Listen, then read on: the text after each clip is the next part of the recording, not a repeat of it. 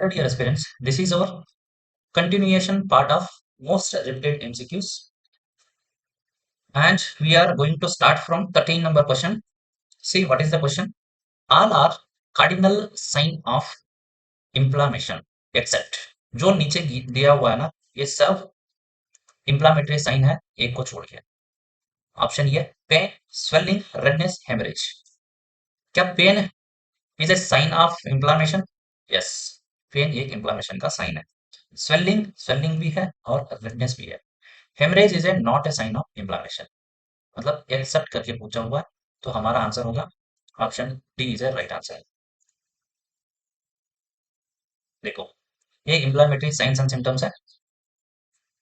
Redness, heat, swelling, pain और last एक add किया है वो लॉस ऑफ फंक्शन. ये सब 5 साइंस ऑफ इंफ्लामेशन. ठीक है.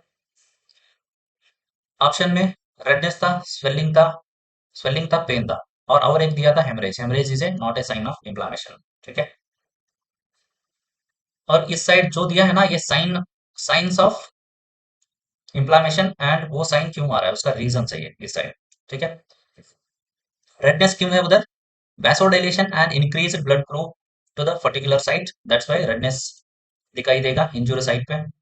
और heat, heat because of vasodilation and increase metabolic activity. Swelling, what is the reason for the swelling? Increased vascular permeability, it leads to edema. Pain, what is the reason for pain at inflammatory site? First reason, अगर single line आपको ये keyword बताना है तो bradykinin is only one reason for pain. ठीक है. अगर एक लाइन पे ऑप्शन आपको आंसर लिखना है तो फर्स्ट आपका प्रायोरिटी रहेगा ब्रेडिकाइनिन. और पेन के लिए ब्रेडिकाइनिन प्लस प्रोस्टाग्लैंडिन रिलीज होगा. रिलीज होने के बाद में नर्व स्टिमुलेशन करेगा. पर्टिकुलर कट लगाया है ना इंज्यूर्ड एंडिंग साइड पे नर्व है ना उसको नर्व स्टिमुलेशन देंगे इसलिए पेन भी रहेगा. Loss of function, pain and swelling interfere with the function. ठीक है. ये loss of function, this is the fifth sign of inflammation. ठीक है. जो मैंने इधर ऊपर का 4 पॉइंट्स मेंशन किया हूं ना ये दिया गया हुआ है कॉर्नेलियस सेल्सस. ये एक साइंटिस्ट है. पहले ये 4 साइंस दिया था इंफ्लेमेशन के लिए. बाद में विर्चाव लास्ट साइन को ऐड किया है, that is the loss of function. Loss of function is an inflammatory sign added by the Virchow. ठीक है. देखो क्वेश्चन में वही पूछा था मैंने, अभी वही पूछा हूं मैंने. पंक्चुअलिसा was added as a fifth cardinal sign by, मतलब लॉस ऑफ फंक्शन वही है added by the. Direct answer लिख दो option C, that is the Virchow. Next question क्या है? Which mediator is most closely associated with pain in inflammation? इधर हमारा prostaglandin तो ऑप्शन में नहीं दिया है, ये की ऑप्शन में है pen related, that is the bradykinin. Just mark करना है, जाना है. फर्स्ट प्रायोरिटी ब्रेडिकाइनिन को देना है. ठीक है. चलो चलो नेक्स्ट क्वेश्चन क्या है देखो. Diffuse purulent inflammation of a tissue is. Option ये abscess, boil, cellulitis, ulcer. Ulcer तो नहीं होगा, आप लोगों ने सब बेडसोर और अल्सर देखा होगा कैसे रहेगा. उसमें diffuse purulent inflammation of the tissue पूछा हुआ है. अब्सेस भी नहीं होगा क्योंकि abscess is a localised pus collection. और इसका आंसर होगा सेल्यूलाइटिस. ठीक है. सेल्यूलाइटिस का definition and most common positive organism भी देख लेंगे हम. What is the definition of cellulitis? A diffuse spreading infection of connective tissue with a purulent inflammation, especially of the dermis and subcutaneous tissue. This is the definition of cellulitis. In that, we need to highlight that diffuse spreading and purulent inflammation of the subcutaneous tissue. This is the definition. ये definition उधर definition का बारे में उधर question आया. ठीक है. अभी अपन ने देख लिया. Most common positive organism of cellulitis, that is the Streptococcus pyogenes. और अब्सेस का डेफिनेशन ये है, लोकलाइज्ड कलेक्शन ऑफ पस, ये तो नहीं होगा, ठीक है। नेक्स्ट, एंटीबॉडी बाउंड इन कोलेस्ट्रॉल केस। देखो, इम्यूनोग्लोबुलिन्स का बारे में हर एग्जाम में ये क्वेश्चन है, इसीलिए ये क्वेश्चन के साथ साथ हम जो भी इम्यूनोग्लोबुलिन्स है ना, कितना है, 5 इम्यूनोग्लोबुलिन्स है, वो सब एक जगह पे मैंने इंपॉर्टेंट नोट्स लेके आया हूँ, उसको अभी डिस्कशन कर लेते हैं। क्या है question? The antibody bound in cholesterol case, immunoglobulin A, immunoglobulin T, IgE और आईजीएम। बहुत बार पूछा गया क्वेश्चन क्वेश्चन है ये, मतलब ब्रेस्ट मिल्क में कौन सा इम्यूनोग्लोबुलिन मिलेगा? ये है option A, that is a immunoglobulin A. सब इम्यूनोग्लोबुलिन हम एक जगह पे देख लेंगे इधर, सब एमसीक्यू पॉइंट रहेगा, इंपॉर्टेंट पॉइंट कोई मैं इधर मेंशन किया हूं, ठीक है। फर्स्ट हमारा इम्यूनोग्लोबुलिन रहेगा, दैट इज आईजीजी, और उसका बारे में इंपॉर्टेंट पॉइंट्स ये है, most abundant in serum. Most abundant कौन सा रहेगा? सबसे ज्यादा रहेगा आईजीजी। और only antibody to cross the placenta, ये एक ब्रेस्ट मिल्क में कौन सा एंटीबॉडी है और इम्यूनोग्लोबुलिन है, वो है आईजीए। और ये the immunoglobulin which is cross the placenta, that is the immunoglobulin G. ये दोनों बहुत बार क्वेश्चन रिपीट हुआ है, ब्रेस्ट मिल्क के बारे में और प्लासेंटा, प्लासेंटा में कौन सा इम्यूनोग्लोबुलिन रहेगा, ये दोनों बहुत बार रिपीट हुआ है, ठीक है। Providing passive immunity to foetus, ये ऐसे ही पूछ सकता है डायरेक्ट क्वेश्चन इसको, ठीक है। तो मैंने जब इम्यूनिटी का बारे में क्लास स्टार्ट करते हैं ना, तब देख लेंगे पैसिव इम्यूनिटी क्या होगा और नेचुरल इम्यूनिटी क्या होगा, तब मैंने एक्सप्लेन कर देता हूँ कौन सा इम्यूनोग्लोबुलिन है तो मदर से फीटस को ट्रांसफर होगा और पैसिव इम्यूनिटी प्रोवाइड करेगा, ठीक है। Second immunoglobulin that is the IgA, this is the second most abundant antibody, first most abundant IgG था और second most abundant IgA. Antibody in secretion, immunoglobulin ये है ना, बॉडी का हर सिक्रीशन में आपको मिलेगा, लाइक ग्लूकोजा, ब्रेस्ट मिल्क और सलाइवा, वजाइनल सिक्रीशन और लैक्रिमेशन, लैक्रिमल सिक्रीशन में भी रहेगा, ठीक है। हर बॉडी सिक्रीशन में इम्यूनोग्लोबुलिन ये मिलेगा।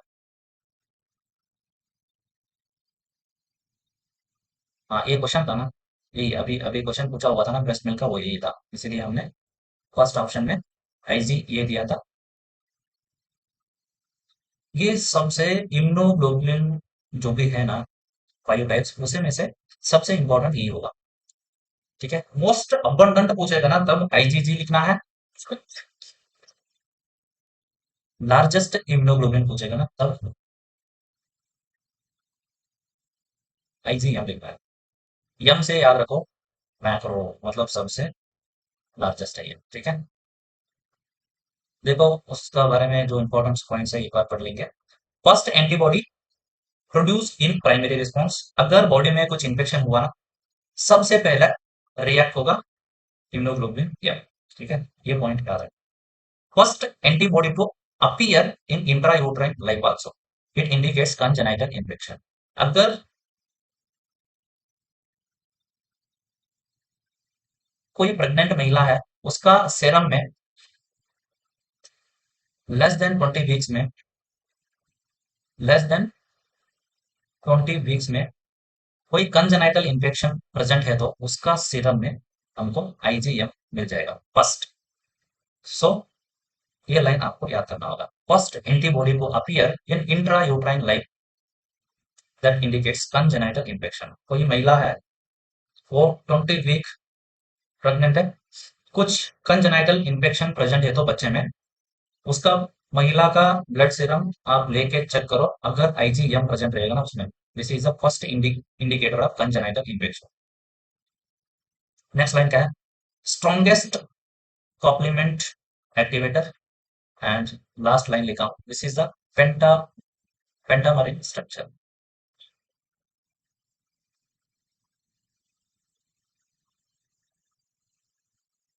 नेक्स्ट इम्यूनोग्लोबुलिन रहेगा हमारा आईजीई। देखो क्या है उसका बारे में importance points. It is the only heat labile antibody. इसको याद नहीं रखने से भी चलेगा। तो जो ये तीन लाइन है ना, इसको याद रखना है।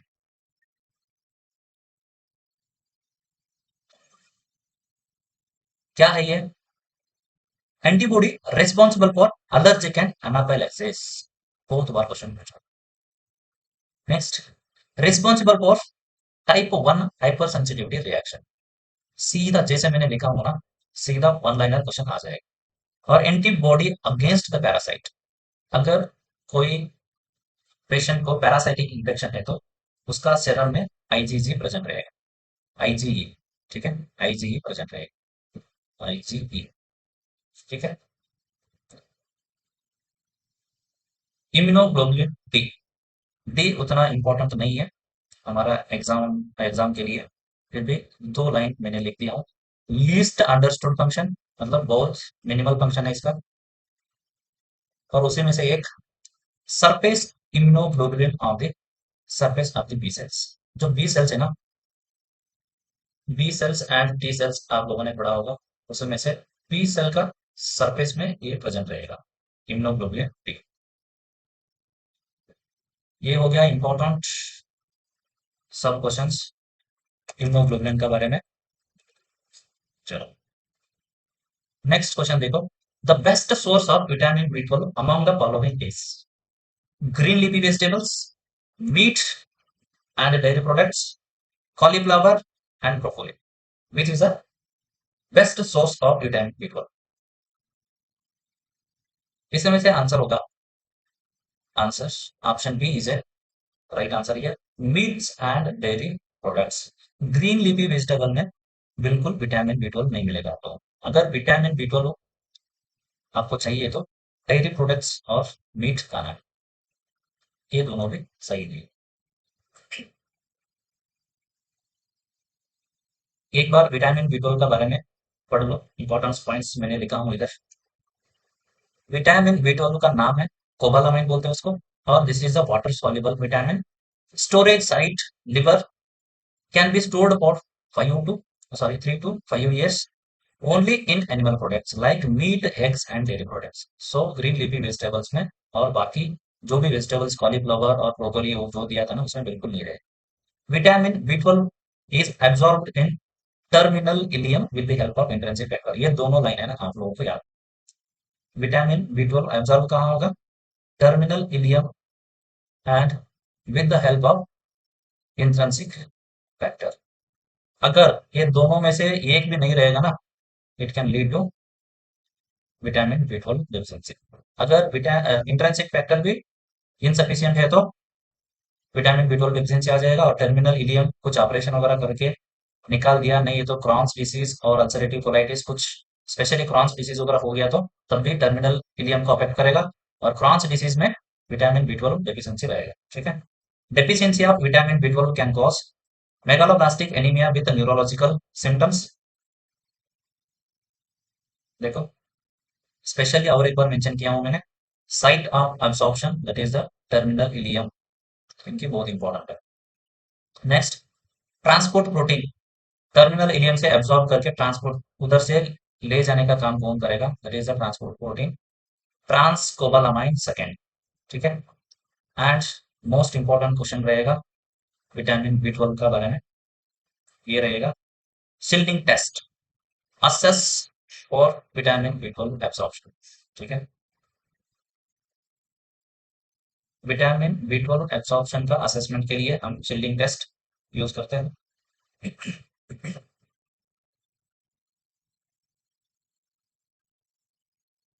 नेक्स्ट क्वेश्चन देखो क्या है।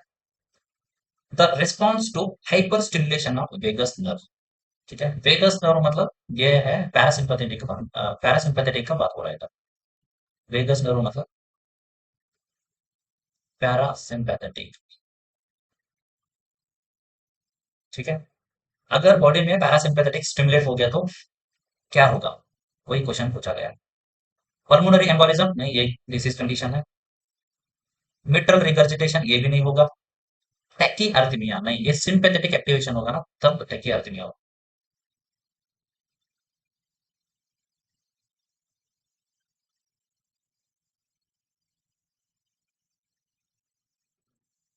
ब्रेडी अर्थमिया, this is the right answer here. ये ब्रेडी अर्थमिया होगा पैरासिम्पैथेटिक एक्टिवेशन में। और वेगस नर्व स्टिमुलेट होने के बाद में hyper stimulation of vagus nerve can cause bradyarrhythmia, this is the right answer. Vagus nerve stimulation से पैरासिम्पैथेटिक एक्टिवेशन होगा, पैरासिम्पैथेटिक एक्टिवेशन होगा तो ये ऑप्शन में दिया गया है ब्रेडी अर्थमिया होगा। ठीक है, टैक्कीआर्थिमिया कहाँ होगा, टैक्कीआर्थिमिया होगा सिंपैथेटिक एक्टिवेशन। वेगस नर्व का चार लाइन देख लेना इधर, क्या है। This is the 10th cranial nerve and mixed nerve, motor sensory parasympathetic. अगर ये स्टिमुलेट हो गया ना, पैरासिम्पैथेटिक एक्शन दिख जाएगा बॉडी में। लॉन्गेस्ट क्रेनियल नर्व कितना है, 12 है। ठीक है, उसमें से ये लॉन्गेस्ट है, vagus nerve is longest cranial nerve. Origin कहाँ कहाँ होगा, ये मेडुल्ला ऑब्लोंगेटा और एग्जिट वाया जुगुलर फोराmen। ये एक पॉइंट याद रखो, ये लॉन्गेस्ट क्रेनियल नर्व, अगर ये एक्टिवेशन होगा ना vagus nerve, parasympathetic action start होगा बॉडी। पैरासिम्पैथेटिक एक्शन क्या है, stimulation of vagus nerve causes decrease heart rate, bradycardia मतलब ब्रेडी अरिथमिया करके ऑप्शन में दिया था। Increase peristalsis, increase GI secretions and bronchoconstriction. These all are actions of parasympathetic activation. Next question क्या है देखो, Bell's palsy is a cranial nerve disorder. हाँ, facial nerve, trigeminal nerve, vagus nerve, and vestibulocochlear nerve. Vestibulocochlear is a eighth cranial nerve that is related to ear and hearing sensation. Vagus का बारे में अभी मैंने discussion किया। और trigeminal nerve palsy होगा ना, किसको बोलेंगे हम, ट्राइजेमिनल नर्व का रिलेटेड कंडीशन को ट्राइजेमिनल न्यूरोपैथी बोलेंगे। ठीक है, इधर बात हो रहा है बेल्स पाल्सी। बेल्स पाल्सी का मतलब ये है, this is the cranial number 7, that is the facial nerve disorder. Option ये is right here. Bell's palsy क्या है एक बार देख लेते हैं।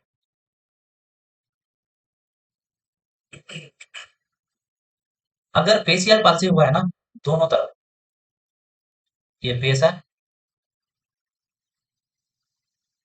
ठीक है, दोनों तरफ वीकनेस मिलेगा, फेस का दोनों तरफ। बेल्स पाल्सी में सिर्फ एक तरफ यूनिलैटरल वीकनेस रहेगा। देखो क्या है, nerve involved in Bell's palsy, that is the facial nerve, cranial number 7, lower motor neuron type, most common cause of lower motor neuron facial palsy, that is the Bell's palsy, और Bell's palsy का cause idiopathic है। Most common cause for lower motor neuron facial palsy, इसका most common cause ये है Bell's palsy, और bells palsy का most common cause idiopathic है। Side affected, अगर बेल्स पाल्सी हुआ है तो मैंने बोला था यूनिलैटरल होगा, ठीक है, और both upper and lower facial muscles involve, जो upper facial muscles and lower facial muscles involve होगा, टोटल यूनिलैटरल मतलब एक साइड का पूरा upper and lower facial muscle सब इंक्लूड होगा। की फीचर्स क्या रहेगा बेल्स पाल्सी का बारे में, inability to close the eyes, drooling, loss of nasolabial fold, inability to raise the eyebrow, hyperacusis. Hyperacusis का मतलब क्या है, हाइपर एकसिस का मतलब ये है एक्सेसिव हियरिंग सेंसेशन।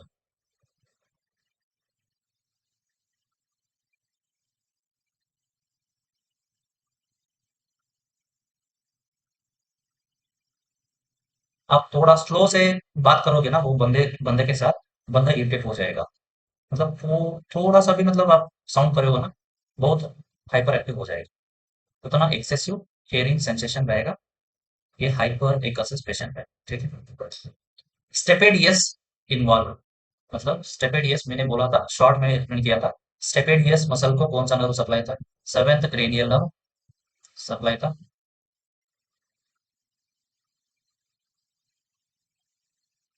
और एक मसल था मिडल ईयर में, क्या था वो? टेंसर टिम्पेनाई था, उसको ट्राइजेमिनल नर्व सप्लाई था। ठीक है। ये सब मैंने इसीलिए मतलब इतना डीप पढ़ाता हूँ, कहीं ना कहीं आप लोगों को इसे रिलेटेड मिल ही जाएगा। Loss of taste in anterior two third of tongue, मैंने टंग का बारे में एक क्लास लिया था, और उसमें बोला था anterior two third of tongue को सप्लाई है seventh cranial nerve, that is the facial nerve, and posterior one third को सप्लाई था, कौन सा था? वो था ninth cranial nerve, that is the vagus था, सॉरी ग्लॉसो पैरेंजियल था। ठीक है। उधर मैंने डिस्कशन किया हूँ टंग का बारे में, एक क्लास है, उधर जाके आप दे सकते हैं। ठीक है। ड्राई आई, क्योंकि द लैक्रिमल ग्लैंड को सप्लाई है सेवेंथ क्रेनियल नर्व। अगर seventh cranial nerve supply, seventh cranial nerve palsy हो जाएगा ना, तो लैक्रिमल ग्लैंड सीक्रेट नहीं करेगा, और तो टीयर मतलब जो लैक्रिमल सिक्रीशन है ना, तो वो नहीं रहेगा, ड्राइनेस ऑफ आइस आपको मिलेगा कहाँ? बेल्स पाल्सी का पेशेंट में।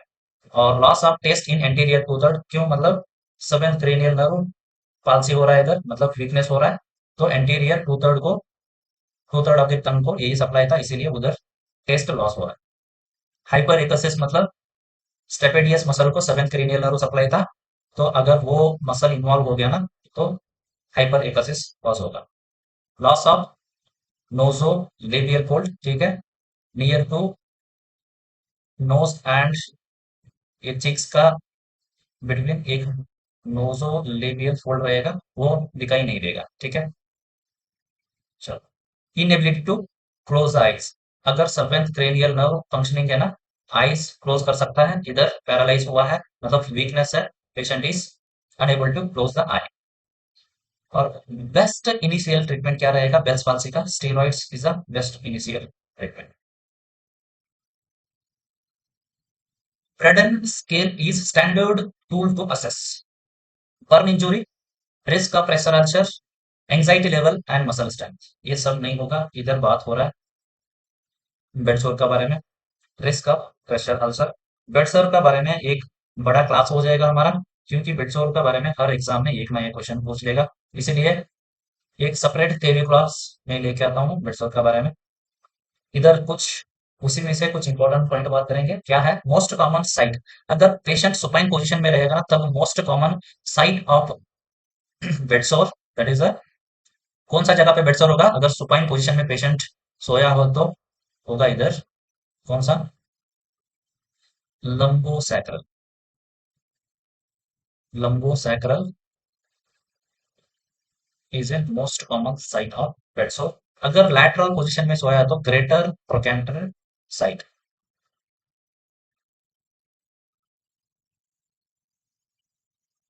ठीक है। सिटिंग पोजीशन में है तो at the site of ECM, ECM bone.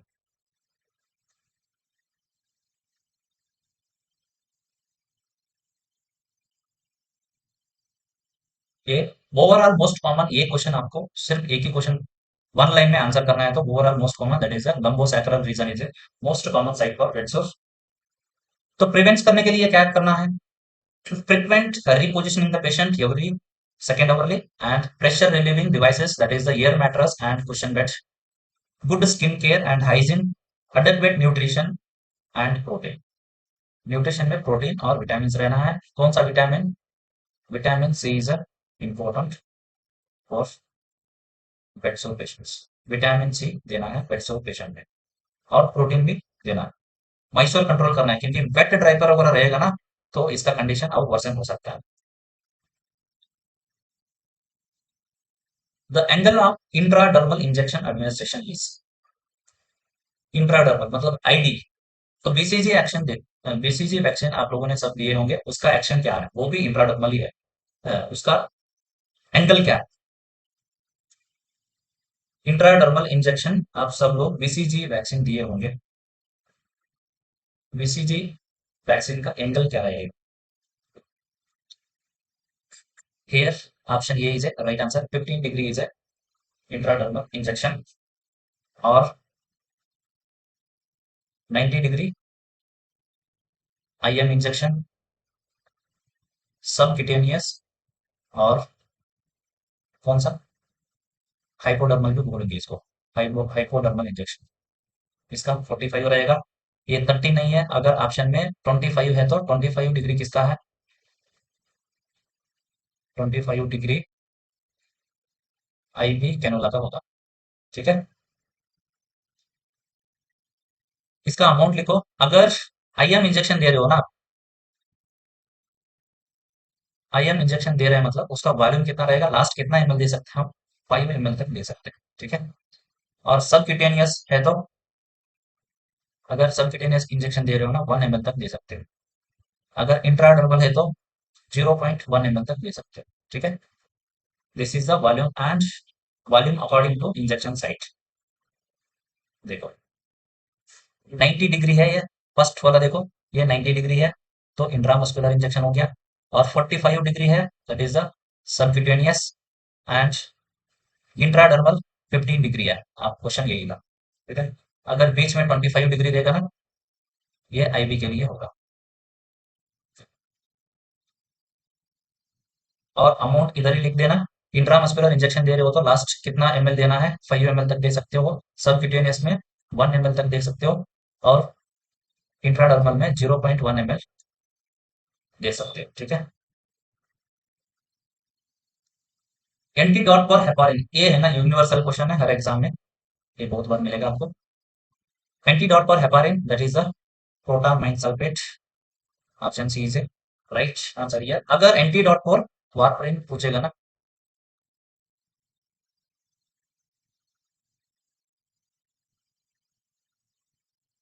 तब क्या होगा? तब होगा विटामिन के। विटामिन के इज एंटीडोट। विटामिन के रिस्पॉन्सिबल फैक्टर कौन सा है?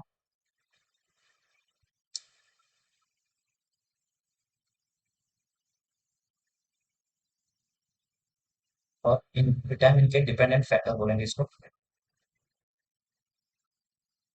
फैक्टर्स मतलब क्लॉटिंग फैक्टर्स, कौन सा होगा?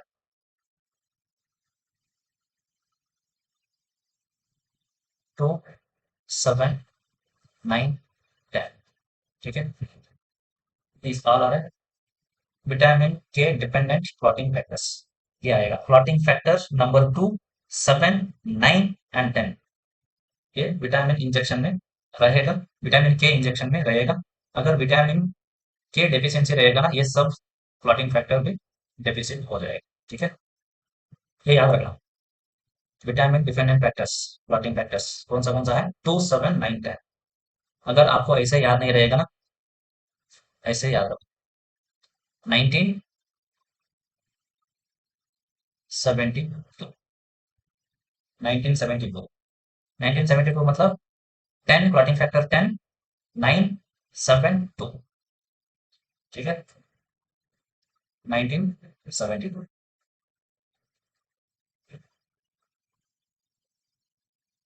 नेक्स्ट देखो, the maximum volume of IM injection that can be administered to an adult in one shot. तो इसको ऑलरेडी हमने डिस्कस किया है। 5 ml is a maximum dose for IM injection. 1 ml is for subcutaneous। ठीक है, और 0.1 ml is for इंट्राडर्म। ठीक है, चलो। 24th, oxygen saturation is measured by ophthalmoscope, stethoscope, goniometer, pulse oximeter. ये तो सबको पता होगा, सबको पता है। ऐसे क्वेश्चन नहीं आएगा, मैं बता देता हूँ कौन सा क्वेश्चन आएगा। ठीक है, ऐसे क्वेश्चन एग्जाम में आएगा ना, हिल जाओगे आप। इसीलिए मैं अभी बोल देता हूँ कौन सा क्वेश्चन आएगा। क्वेश्चन आएगा ऐसा आएगा।